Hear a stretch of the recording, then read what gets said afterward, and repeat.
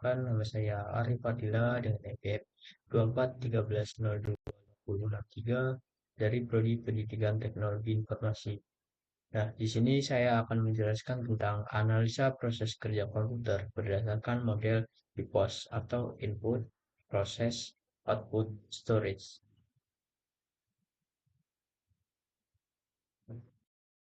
Yang pertama itu pendahuluan. Komputer merupakan salah satu teknologi yang memiliki sangat penting dalam kehidupan manusia modern.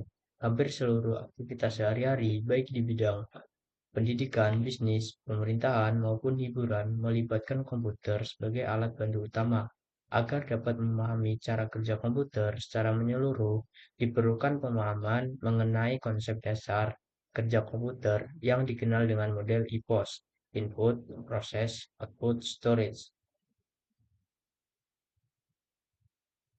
Analisa tiap tahap di pos. Nah, di sini yang pertama itu ada input. Apa sih input itu? Input adalah tahap pertama dalam proses kerja komputer, yaitu memasukkan data atau instruksi dari pengguna ke dalam sistem komputer agar bisa diolah lebih lanjut oleh prosesor. Nah, di sini ada beberapa perangkat input yang akan saya jelaskan itu bot ya. Nah, ini untuk perangkat inputnya itu ada mouse, mikrofon, scanner, joystick, dan keyboard sendiri. Nah, keyboard, keyboard itu mengubah penekanan tombol menjadi kode kode digital atau scan kode. Nah, untuk cara kerjanya itu setiap tombol pada keyboard memiliki switch atau saklar elektronik.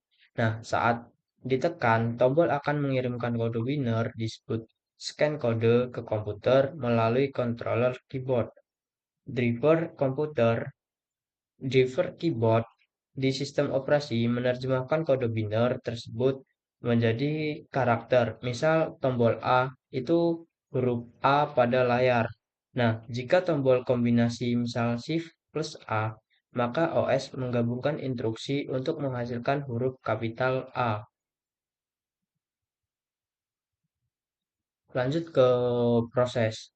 Nah, proses itu ada beberapa bagian. Yang pertama itu CPU, kedua ada RAM, kedua ada GPU. Nah, CPU ini otak utama dari sebuah komputer. Nah, sedangkan RAM itu memori kerja sementara dan GPU ini otak grafis. Nah, di sini saya akan menjelaskan CPU-nya ya. CPU kan otak utama dari sebuah komputer. Itu memiliki memiliki bagian inti. Nah, ada tiga bagian inti dari CPU. Yang pertama itu ALU, CU, dan register. Nah, ALU sendiri itu melakukan perhitungan aritmatika. Nah, ALU ini adalah bagian dari CPU yang khusus menangani operasi hitung dan logika. Nah, biasanya disebut sebagai mesin hitung di dalam otak komputer. Nah, untuk cara kerja ALU sendiri, itu yang pertama, data atau instruksi diambil oleh CU dari RAM. Nah, CU mengirimkan data tersebut ke ALU, dan ALU melakukan perhitungan logika sesuai instruksi. Nah, hasil sementara disebut register, lalu dikirim ke RAM atau perangkat output. Nah, selanjutnya itu CU. CU mengatur jalannya instruksi dari memori. Nah, CO ini tidak menghitung, tapi berfungsi sebagai mengatur instruksi kapan data diambil dari RAM dan kapan dikirim ke ALU dan kapan hasil dikirim ke output atau storage. Nah, yang terakhir itu register atau memori super kecil di dalam CPU. Nah, register ini adalah memori yang fungsinya menyimpan data yang sedang diproses. Nah, ini register ini lebih cepat daripada RAM. Oke, kita lanjut ke proses output. Nah, output ini ada ada beberapa perangkat output ya. yang saya akan jelaskan itu monitor. Nah, ini ada speaker, projector, projector, printer, dan headphone. Nah, monitor sendiri itu menyajikan informasi visual. Nah, gimana cara kerja dari monitor ini? Cara kerja dari monitor itu yang pertama GPU atau CPU menghasilkan frame seri pixel yang disimpan sementara di frame buffer atau memori video.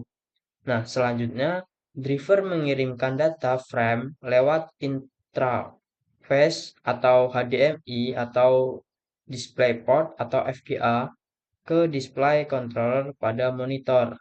Nah, selanjutnya monitor menampilkan pixel sesuai sinyal dari panel LCD, LED, LED, atau OLED. Lanjut ke tahap terakhir yaitu storage. Nah, di sini ada dua storage. Yang pertama itu RAM sebagai penyimpanan sementara dan HDD atau SSD sebagai penyimpanan permanen. Nah, contoh dari RAM ini ada flash disk ya, untuk penyimpanan portable untuk memindahkan file kecil atau sedang. Nah, sedangkan contoh dari SSD atau HDD atau penyimpanan permanen ini ada cloud storage atau menyimpan data di server jarak jauh yang diakses lewat internet.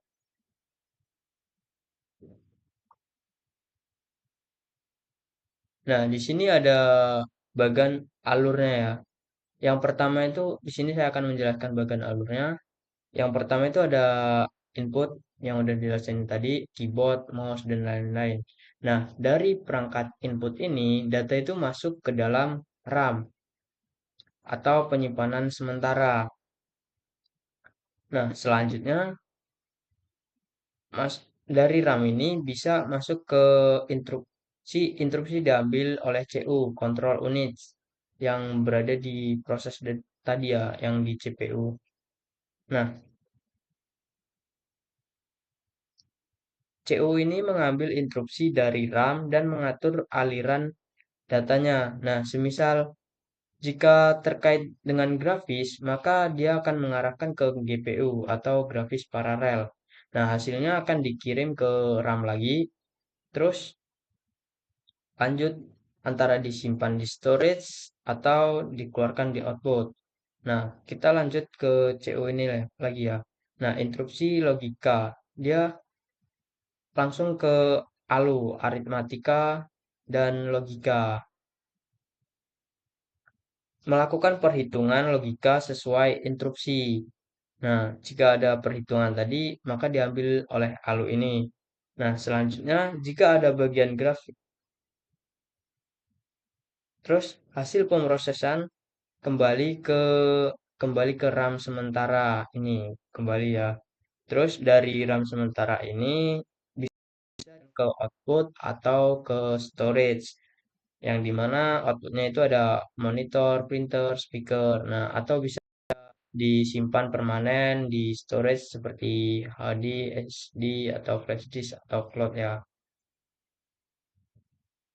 Nah, kesimpulan, proses kerja komputer mengikuti siklus IPOS, dimulai dari pemasukan data melalui perangkat input, diproses oleh CPU atau GPU dengan bantuan RAM, kemudian hasilnya ditampilkan melalui perangkat output atau disimpan ke media storage untuk penggunaan lebih lanjut. Sekian dari penjelasan yang bisa saya sampaikan. Apabila ada kesalahan kata atau penjelasan yang kurang jelas, saya mohon maaf. Saya akhiri. Assalamualaikum warahmatullahi wabarakatuh.